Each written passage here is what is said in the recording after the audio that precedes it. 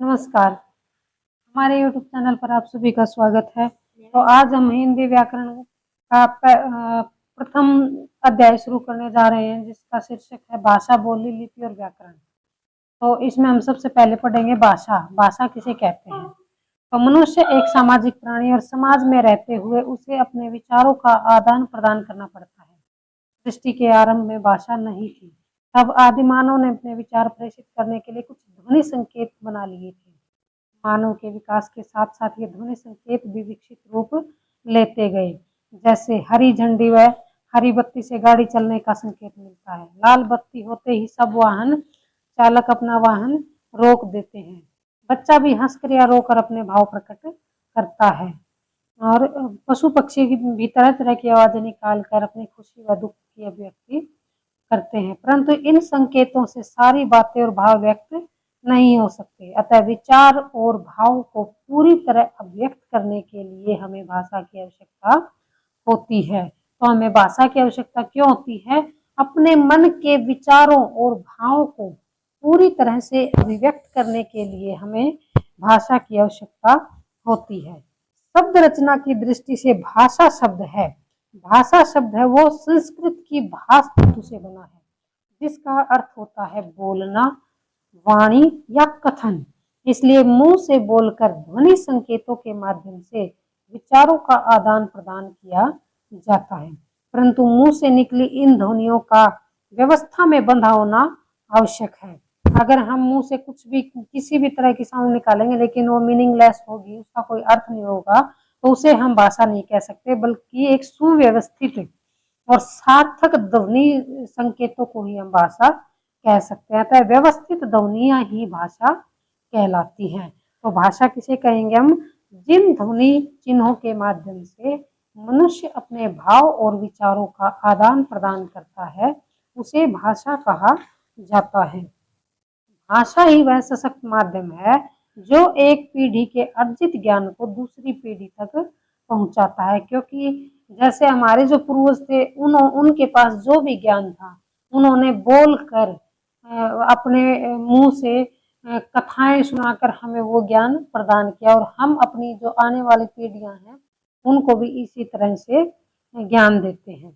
तो ये भाषा है, ये एक पीढ़ी से के अर्जित ज्ञान को दूसरी पीढ़ी तक पहुंचाता है। भाषा का रूप समय के साथ बदलता रहता है, एक भाषा दूसरी भाषा से सदा प्रभावित होती है। यह प्रभाव भाषा की उन्नति व समृद्धि में सहायक सिद्ध होता है, क्योंकि एक भाषा दूसरी भाषा से शब्दों का आदान प्रदान करती है, जिससे उसका जो शब्द भंडार है वो भी समृद्ध होता चला जाता है। तो ये हमने पढ़ा कि भाषा, इसमें इम्पोर्टेंट ये है कि भाषा किसे कहते हैं और भाषा की आवश्यकता क्यों क्या थी, क्या आवश्यकता थी भाषा की। तो जिन ध्वनि चिन्हों के माध्यम से मनुष्य अपने भाव और विचारों को प्रकट करता है उसे भाषा कहा जाता है। और आगे है, भाषा के कितने रूप होते हैं? तो भाषा के मुख्यतः 3 रूप होते हैं: मौखिक भाषा, लिखित भाषा और सांकेतिक भाषा। परंतु व्याकरण में केवल ध्वनियों का अध्ययन करता है, संकेतों का नहीं। व्याकरण जो है भाषा का शुद्ध रूप से लिखना और पढ़ना हमें बताता है। तो व्याकरण के अंदर भाषा के 2 ही रूपों को मान्यता दी गई है, मौखिक और लिखित। भाषा के रूप मौखिक और लिखित। मौखिक रूप, जैसा कि इसके नाम से पता चलता है, मौखिक, मुख के द्वारा, मुख से बोली गई भाषा मौखिक भाषा कहलाती है। मनुष्य शुरू में इसी भाषा का प्रयोग करता था। इसमें वक्ता बोलकर अपनी बात कहता है तथा श्रोता सुनकर उसकी बात समझता है। इसमें मौखिक भाषा के अंतर्गत भाषण, बातचीत, कहानी कहना, सुनना, परिचर्चा, नाटक, कविता वाचन, अभिनय, रेडियो पर समाचार सुनना इत्यादि इसके उदाहरण हैं। भाषा का दूसरा रूप है लिखित भाषा। जिस भाषा में भाव और विचारों का आदान प्रदान लिख कर किया जाता है उसे लिखित भाषा कहते हैं। इसे सीखने के लिए विशेष प्रयत्न करने पड़ते हैं। जो मौखिक है उसके लिए विशेष प्रयत्न नहीं करने पड़ते, क्योंकि बच्चा देख कर ही अनुकरण के द्वारा उसको सीख जाता है। जैसे बच्चा पैदा होता है उसके बाद वो अपनी माँ से सीखता है, उसके आसपास जो भी मेंबर होते हैं उनको बोलते हुए देखता है, तो वो धीरे-धीरे वो वही भाषा बोलने लग जाता है। लेकिन लिखित रूप को सीखने के लिए उसे विशेष प्रयत्न करने पड़ते हैं। इसके लिए किसी भी भाषा के ध्वनि चिन्हों या वर्णों को जानना आवश्यक है। भाषा के मौखिक रूप को निश्चित और स्थायी रूप देने के लिए ही लिखित रूप का विकास हुआ है। इसका उदाहरण है पत्र, समाचार पत्र, पत्रिकाएं, पुस्तकें, कंप्यूटर आदि इसके उदाहरण हैं। तो मुख्यतः तो इसके दो रूप हैं, लिखित और मौखिक। और जो तीसरा रूप है सांकेतिक भाषा। प्राचीन काल में भी मनुष्य संकेतों के माध्यम से अपने विचारों को, भाव को बताता था। तो आज भी सांकेतिक भाषा का महत्व खत्म नहीं हुआ है। जब मनुष्य संकेतों के द्वारा अपने भाव अभिव्यक्त करता है तो वह सांकेतिक भाषा कहलाती है। जैसे कि ट्रेन की झंडी से रुकने या आगे जाने का संकेत, मुंह पर उंगली रखकर चुप रहने का निर्देश, ट्रैफिक लाइटें जो आगे बढ़ने या रुकने का निर्देश देती हैं, चौराहे पर खड़े सिपाही द्वारा हाथ का संकेत आदि भाषा के सांकेतिक रूप के अंतर्गत आते हैं। लेकिन सभी भाव और विचारों को स्पष्ट रूप से स्पष्ट करना आसान नहीं है, इसलिए यह भाषा के मुख्य रूपों में शामिल नहीं किया जा सकता। क्योंकि कई बार कोई इशारा कुछ कर रहा होता है, दूसरा सामने वाला उसका अर्थ कोई दूसरा निकाल लेता है, तो इस वजह से ये ज्यादा प्रासंगिक नहीं है। अगला है भाषा परिवार और भारतीय भाषाएं। जिस प्रकार मनुष्यों का परिवार होता है उसी प्रकार भाषाओं का भी परिवार होता है। ऐसी भाषाएं जो एक ही वंश या मूल भाषा से निकलकर विकसित हुई है या फैली है, एक भाषा परिवार का निर्माण करती है, या जो भाषा परिवार कहलाता है। एक ही मूल से निकली हुई भाषाएं उस एक ही परिवार की भाषाएं कहलाती हैं। संसार की विभिन्न भाषाओं को 12 भाषा परिवारों में बांटा गया है। तो संसार के अंदर जितने भी भाषाएं उनको 12 भाषा परिवारों में बांटा गया है। भारत की अधिकतर भाषाएं दो परिवारों से उठती है। जैसे एक है भारोपीय या भारत यूरोपीय भाषा परिवार और दूसरा है द्रविड़ भाषा परिवार। तो भारत की जो भाषा परिवार है वो कितने हैं?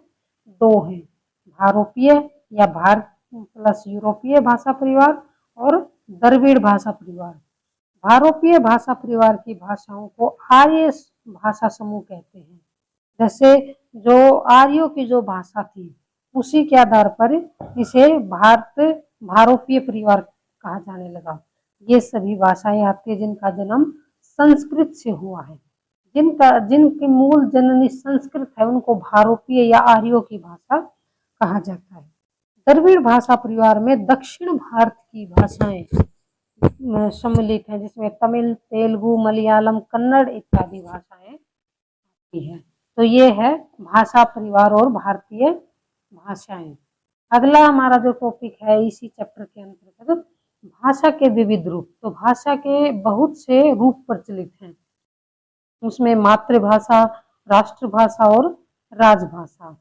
तो और जैसे संपर्क भाषा भी होती है। मातृभाषा वह भाषा होती है जिसको बालक पहली बार अपनी माँ के द्वारा या अपने घर परिवार से सीखता है, उसे मातृभाषा कहते हैं। इस भाषा से बालक का सर्वप्रथम परिचय होता है, इसलिए पंजाबी परिवार के बच्चों की मातृभाषा पंजाबी होती है, गुजरातियों की मातृभाषा गुजराती होती है और हरियाणा के लोगों की हरियाणवी होती है। केरल के लोगों की जो मातृभाषा है वो मलयालम होती है। उत्तर प्रदेश, हिमाचल प्रदेश, मध्य प्रदेश, उत्तराखंड, राजस्थान, दिल्ली, बिहार, झारखंड, छत्तीसगढ़ राज्यों सहित भारत के एक बड़े भूभाग के अधिकांश लोगों की जो मातृभाषा है वो हिंदी है। राष्ट्रभाषा राष्ट्रभाषा वह भाषा होती है जिसका प्रयोग राष्ट्र के अधिकांश लोग करते हैं। भारत में हिंदी का प्रयोग उत्तर भारत से लेकर दक्षिण भारत और पूर्व से पश्चिम में सबसे अधिक किया जाता है। राष्ट्रभाषा ही देशवासियों में एकता की भावना पैदा करती है, अतः हिंदी भारत की राष्ट्रभाषा है। तीसरा है राजभाषा। राजभाषा राज प्लस भाषा अर्थात शासन की भाषा जो सरकारी कामकाज में प्रयोग की जाती है वह भाषा राजभाषा कहलाती है।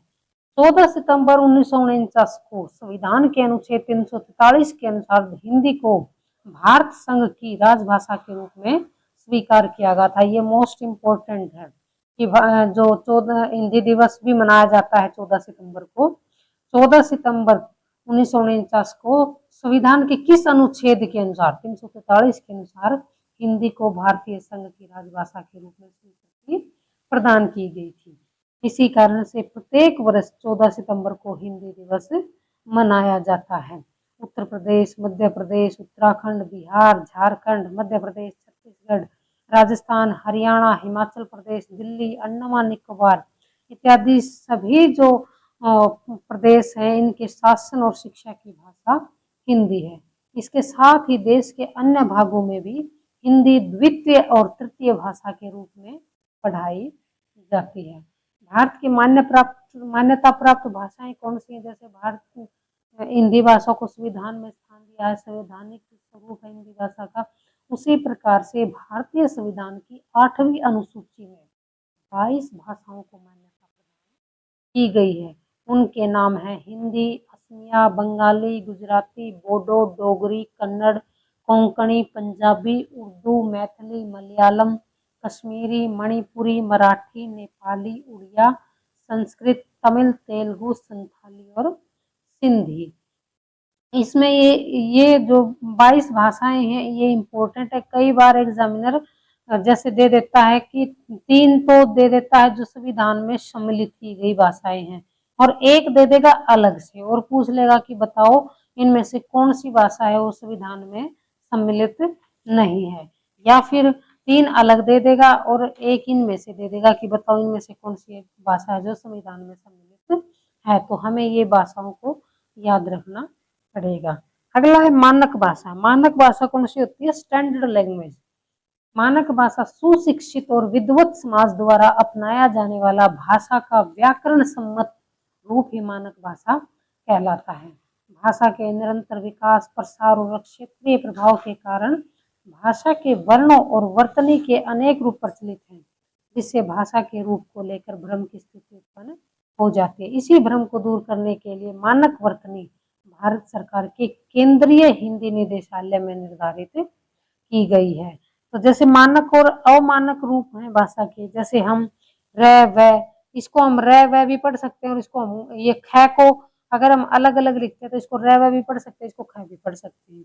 इसी प्रकार हुआ, हुआ को हम हु और आ भी पढ़ सकते हैं और हुआ इसमें वह भी लगा सकते हैं। तो जो वह लगाते हैं ये अमानक है, और जो हुआ ये है लगाते हैं ये मानक स्वरूप है। अंत, अंत में अगर हम आधा न लगा देते हैं तो ये अमानक स्वरूप है, और अंत, अंत के ऊपर हम बिंदु लगाते हैं तो ये मानक स्वरूप है। आई और आई, तो यह की बजाय आई में ई आना चाहिए, ये मानक स्वरूप है। मानक हिंदी वर्तनी संबंधी मुख्य बिंदु, जो स्टैंडर्ड लैंग्वेज संबंधित जो मेन पॉइंट है वो ये है। जैसे री का प्रयोग हिंदी में न होने के कारण हिंदी को मानक वर्णमाला में स्थान नहीं दिया गया है, कि इनके बारे में क्लियर ही नहीं है कि कौन सा स्वरूप कैसे अपनाना है। विभक्ति चिन्ह है, संज्ञा शब्दों से पृथक और सर्वनाम शब्दों से मिलकर लिखे जाएंगे। जैसे संज्ञा राम को और सर्वनाम उसका, क्योंकि संज्ञा के स्थान पर ही सर्वनाम का प्रयोग किया जाता है। संयुक्त क्रियाएं पृथक लिखी जाएंगी, जैसे पढ़ चुका है। अवयव पृथक लिखे जाएंगे, जैसे उनके साथ, यहाँ तक। श्री जी आदि भी अलग लिखे जाएंगे, जैसे श्री वर्मा, वर्मा जी। तो ये मानक संबंधी कुछ मुख्य बिंदु हैं। क्रिया विशेषण आदि अवयव में यह और वह की जगह स्वरात्मक प्रयोग किए जाए। जैसे नई, नई यह की बजाय हमें ई लगाना चाहिए। हुआ में वह की बजाय हमें आ लगा देना चाहिए। तो ये कुछ मानक स्वरूप हैं जो जिनका पालन हमें करना चाहिए। कुछ शब्द दोनों रूपों में मानक है, जैसे सर्दी, सर्दी में हम रह को ऊपर भी लगा सकते हैं और रह पूरा भी लगा सकते हैं, सर्दी। गर्दन, गर्दन इत्यादि। शब्द के अंत का हलंत हिंदी में लुप्त हो चुका है, जैसे विद्वान, महान, परिषद, संसद आदि। तत्सम शब्दों में 3 व्यंजनों के प्रयोग की संयोग की स्थिति में एक द्वित्व मूलक व्यंजन लुप्त हो गया है, उसे न लिखने की भी छूट है, जैसे अर्ध। अर्ध, जो बीच में ये द है, इसको हम ये हमारी मर्जी के ऊपर छोड़ दिया अभी, चाहे हम इसको द है, ये आधा द है, ये लिखे चाहे सीधा अर्ध है और ध लिख दे और तत्व, तत्व के अंदर भी जैसे 2 बार त त आएगा, लेकिन हम ये भी हमारी मर्जी के ऊपर छोड़ दिया है कि हम एक बार त से भी काम चला सकते हैं। तत्सम शब्दों के तद्भव हो जाने पर विसर्ग का लोप हो जाता है। जैसे जो तत्सम शब्द वो होते हैं जो संस्कृत भाषा से एज इट इज हिंदी में प्रयोग किए जाते हैं, और तद्भव शब्द वो होते हैं जो संस्कृत का जो बिगड़ा हुआ या अपभ्रंश रूप होता है जो हिंदी में प्रयोग किया जाता है। तो ये भी हम जैसे ये तत्सम शब्द है दुख है, तो इसको हम सीधा लिख सकते हैं। पूर्व काल एक प्रत्यय कर क्रिया से मिलाकर लिखा जाता है, जैसे दौड़ कर, पढ़ कर। अगला है भाषा कौशल। अब भाषा कौशल कितने तरह का होता है? भाषा कौशल 4 तरह का होता है। श्रवण कौशल मीन्स सुनने की कला, और वाचन कौशल मीन्स बोलने की कला, लेखन कौशल मीन्स लिखने की कला, और पठन कौशल मतलब पढ़ने की कला। तो ये भाषा कौशल होते हैं। तो ये याद रखना कि भाषा कौशल 4 होते हैं। एक अपने विचारों को जब हम अभिव्यक्त करते हैं तो वो किसी न किसी रूप में करेंगे, या तो हम बोल कर करेंगे या लिख कर करेंगे, और सामने वाला भी हमारे विचारों को 2 ही रूप में समझ सकता है, या तो वो पढ़ कर करे हमारे विचारों को ग्रहण करेगा, या फिर सुन कर करेगा। तो ये भाषा कौशल होते हैं, 4 होते हैं: श्रवण, वाचन, लेखन और पठन कौशल। अगला टॉपिक है हमारा हिंदी भाषा का परिचय। अब हिंदी भाषा का परिचय। हिंदी का उद्गम संस्कृत भाषा से हुआ है, अर्थात हिंदी की जो जननी है वो संस्कृत भाषा है, जो सभी आर्य भाषाओं की जननी है।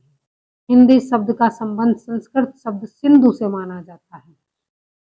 सिंधु नदी के आसपास की भूमि को सिंध प्रांत कहते थे, और यह सिंधु शब्द ईरान में जाकर हिंदू हो गया, क्योंकि जो सिंध प्रदेश इसके ईरान के जो लोग थे वो सै को है बोलते थे, तो इसी वजह से वो सिंधु को हिंदू और सिंधी को हिंदी कहने लगे।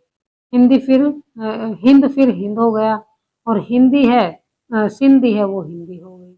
धीरे धीरे हिंद शब्द पूरे भारत का वाचक हो गया, मतलब पूरे भारत को ही हिंद देश कहने लग गए। इस प्रकार हिंदी शब्द का प्रयोग हिंद देश के निवासियों के अर्थ में होने लग गया। हिंदी शब्द मूलतः फारसी है, न कि हिंदी भाषा का है। तो ये भी इम्पोर्टेंट है कि हिंदी शब्द है वो किस भाषा से लिया गया शब्द है। तो हिंदी शब्द है वो फारसी भाषा से लिया गया शब्द है। हिंदी शब्द का अर्थ है हिंद की भाषा। हिंदी शब्द का अर्थ है हिंद की भाषा। तो यहाँ पर ये इम्पोर्टेंट है कि हिंदी शब्द किस भाषा से लिया गया है, फारसी से, और हिंदी शब्द का अर्थ क्या है, हिंद की भाषा। अगला है संस्कृत से हिंदी का विकास क्रम इस प्रकार हुआ है कि जो इसकी जननी है वो तो संस्कृत है, फिर इसका किस प्रकार से इसका विकास हुआ है, जो विकास क्रम है वो यहाँ पर बताया गया है। सबसे पहले आएगा, ये इम्पोर्टेंट है बहुत ज्यादा, सबसे पहले आएगा वैदिक संस्कृत, फिर आएगा लौकिक संस्कृत, फिर आएगा पाली, फिर उसके बाद है प्राकृत, उसके बाद है अपभ्रंश, और उसके बाद है हिंदी। तो ये हमारी जो संस्कृत से लेकर हिंदी तक की विकास यात्रा है।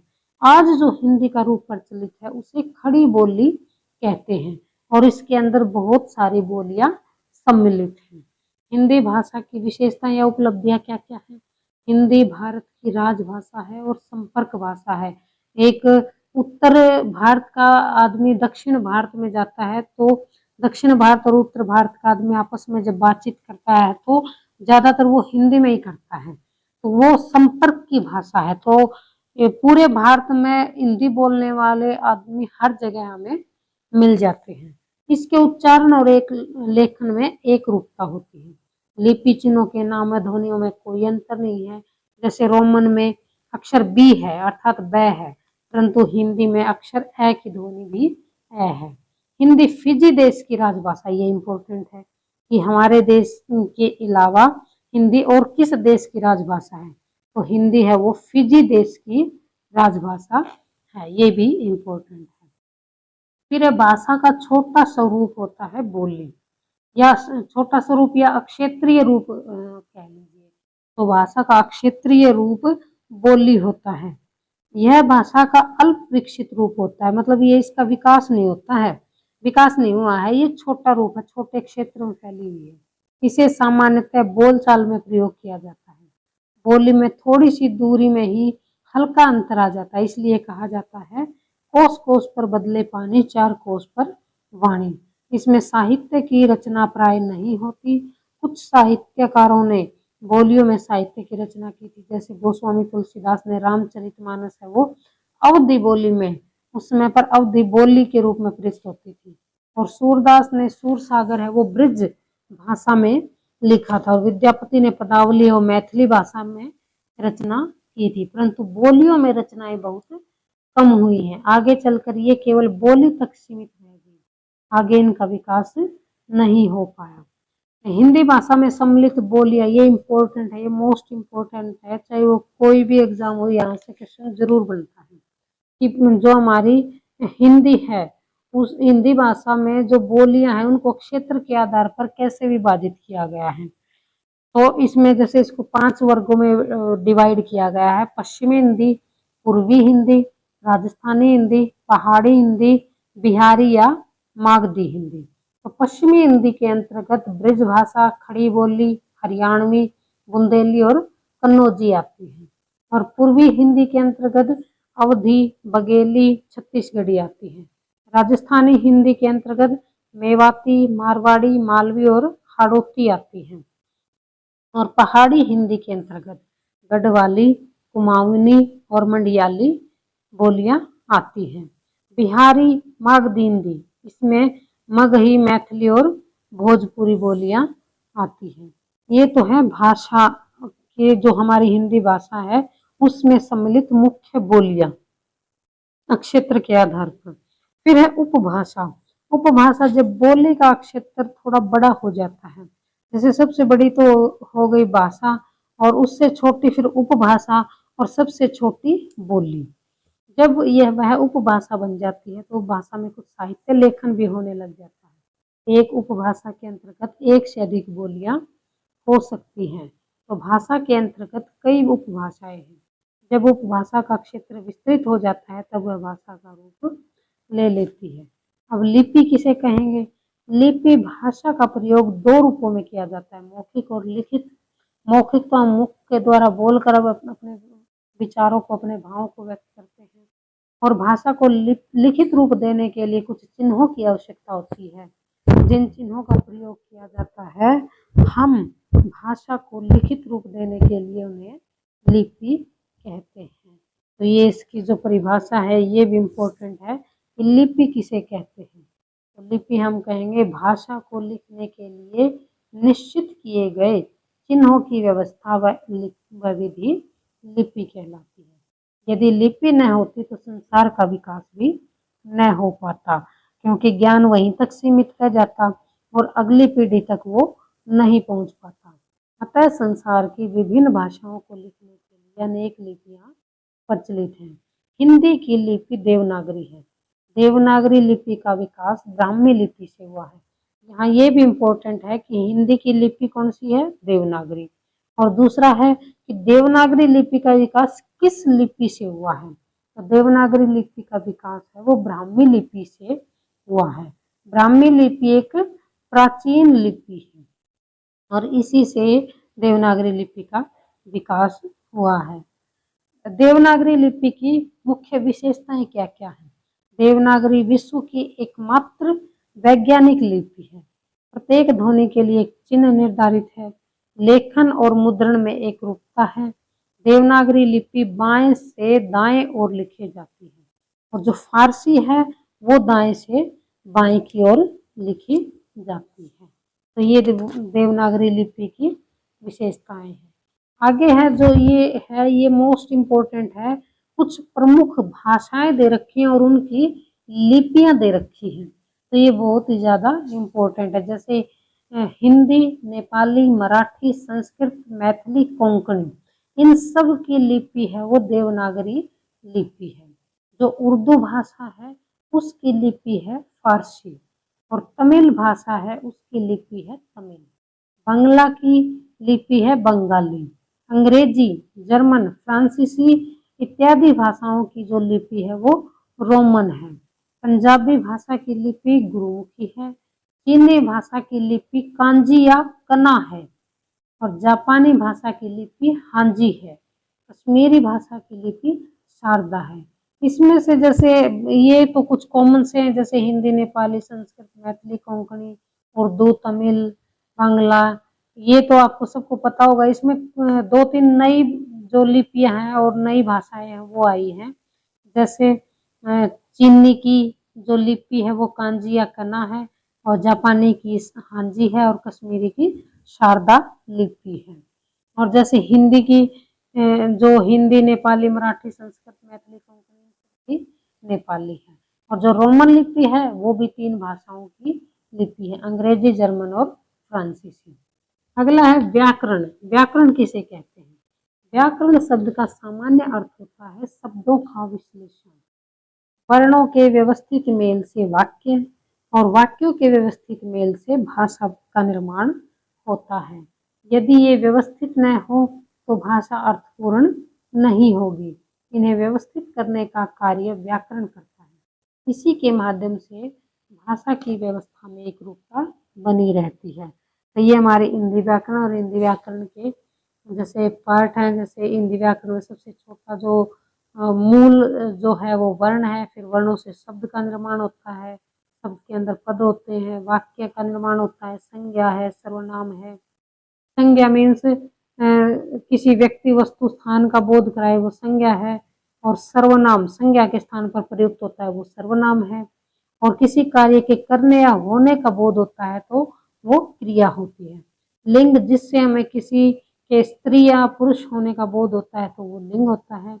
और पुरुष, वचन, वचन है, एक वचन, बहुवचन, और कारक है जो कारक चिन्ह है और प्रत्यय है। तो ये हम व्याकरण में आगे चैप्टर वाइज पढ़ेंगे। तो व्याकरण द्वारा भाषा को लिखने, पढ़ने, बोलने और समझने के तरीके सिखाए जाते हैं, इसलिए भाषा में व्याकरण पढ़ना बहुत जरूरी है। तो व्याकरण किसे कहेंगे हम? व्याकरण वह शास्त्र है जिसके द्वारा भाषा के शुद्ध स्वरूप और शुद्ध प्रयोग का ज्ञान हमें होता है। व्याकरण में भाषा के लिखित और मौखिक दोनों रूपों का अध्ययन किया जाता है। किसी भाषा को नियमन करने के लिए उसका व्याकरण अत्यंत आवश्यक है। और व्याकरण का अध्ययन हम 4 प्रमुख स्तरों पर करते हैं: वर्ण विचार पर, शब्द विचार पर, पद विचार पर और वाक्य विचार पर। वर्ण विचार के अंतर्गत हम वर्णों की बनावट, वर्णों के भेद, वर्णों का उच्चारण, वर्णों के लेखन, वर्णों के उच्चारण स्थान आदि का अध्ययन करते हैं। और शब्द विचार के अंतर्गत हम शब्दों का स्वरूप, शब्दों के भेद, शब्दों की उत्पत्ति, शब्दों का प्रयोग इत्यादि का अध्ययन करते हैं। और पद विचार के अंतर्गत पदों के स्वरूप, भेद, प्रयोग पर विचार किया जाता है। वाक्य विचार में वाक्य रचना, वाक्य भेद, वाक्य का उच्चारण, वाक्यों का वर्गीकरण, वाक्यों का प्रयोग आदि का अध्ययन किया जाता है। अगला है साहित्य। प्रत्येक भाषा में ज्ञान का अथाह भंडार है। इसका सतत विकास होता रहता है, इसका कंटिन्यू या लगातार विकास होता रहता है। इसमें ज्ञान और अनुभव ही निहित होता है। अतः ज्ञान का संचित कोश ही साहित्य कहलाता है। और जो साहित्य है वो मूल रूप से साहित्य की अभिव्यक्ति हम 2 रूपों में कर सकते हैं: गद्य साहित्य और पद्य साहित्य। गद्य साहित्य वो होता है जब साहित्यकार सामान्य रूप से बोलचाल की भाषा में अपने विचार, गद्य साहित्य कहलाता है। वह मुहावरेदार भाषा का प्रयोग करता है। कहानी, कथा, संस्मरण, निबंध, पत्र, उपन्यास, नाटक, डायरी आदि विद्याएं आती हैं। और जो पद्य शैली होती है, पद्य साहित्य के अंतर्गत तुकबंदी या लय द्वारा अपने भावों को व्यक्त करता है। यह पद्य साहित्य कहलाता है। इसमें छंद, रस, अलंकार युक्त भाषा का प्रयोग किया जाता है। इसके अंतर्गत पद, सवैया, कविता, दोहा, गजल इत्यादि विधाएं आती हैं। जैसे सुभद्रा कुमारी चौहान की जो कविता है झांसी की रानी, या भगवती चरण वर्मा की कहानी है दीवानों की हस्ती, कबीर दास के दोहे हैं, कबीर की साखियां हैं, नरोत्तम दास की रचना सुदामा चरित्र है। ये सभी पद्य साहित्य के अंतर्गत आती है। और गद्य साहित्य के अंतर्गत जैसे मुंशी प्रेमचंद के उपन्यास हैं, कहानियां हैं, जयशंकर प्रसाद के नाटक हैं, और कामता प्रसाद गुरु की लाख की चूड़ियां हैं, हजारी प्रसाद द्विवेदी का क्या निराश हुआ जाए निबंध है। तो ये सभी की सभी गद्य साहित्य के अंतर्गत आती हैं। तो इस प्रकार आज हमने ये हमारा जो प्रथम अध्याय है, ये पहला पाठ है, वो आज हमने पूरा किया है। इसका सार संक्षेपण अगर हम देखें तो इसमें है विचारों का लिखित और मौखिक आदान प्रदान भाषा कहलाता है। भाषा सार्थिक ध्वनियों के मेल से बनती है। भाषा में ध्वनियों के लिए प्रतीक या चिन्ह होते हैं। भाषा के विकास क्रम में भाषा का मौखिक रूप पहले विकसित हुआ, मतलब पहले मनुष्य ने बोलना सीखा, और बोलना सीखने के बाद फिर उसने लिखना सीखा। लिपि का विकास फिर बाद में हुआ है। मौखिक रूप भाषा का स्वाभाविक और मूल रूप है। मौखिक भाषा के लिए विशेष प्रयत्न नहीं करना पड़ता, उसको बच्चा अनुकरण के द्वारा ही सीख लेता है। लेकिन लिखित रूप के लिए बच्चे को कोशिश करनी पड़ती है, उसे वर्ण व्यवस्था, वर्ण इत्यादि को सीखना पड़ता है।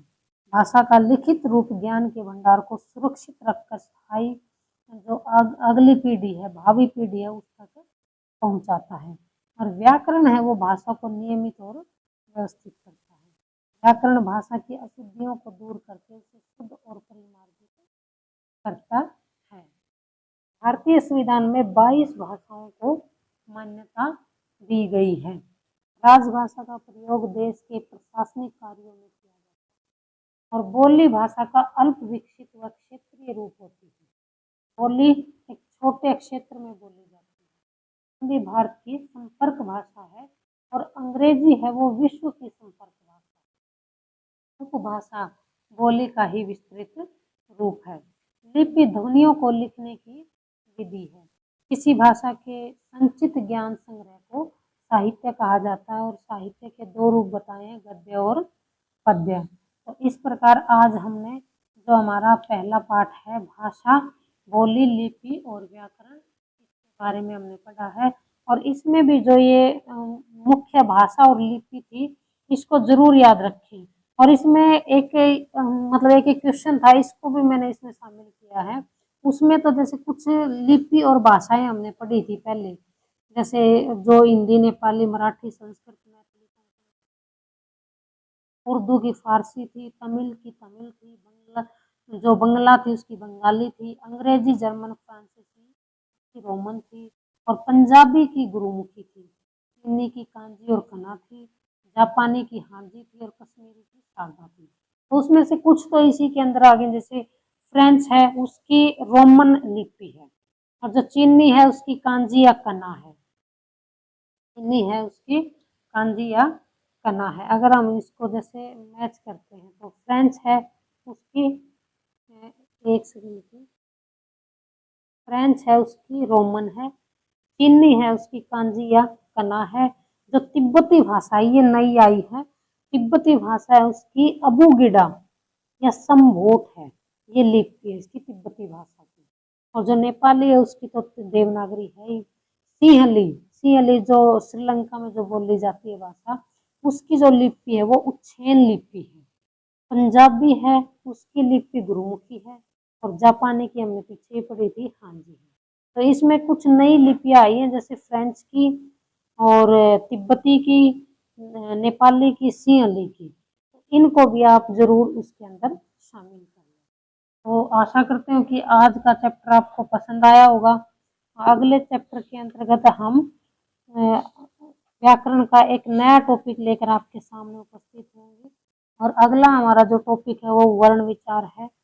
आपका स्नेह और प्यार हमेशा बनाए रखें, और चैनल को लाइक और सब्सक्राइब जरूर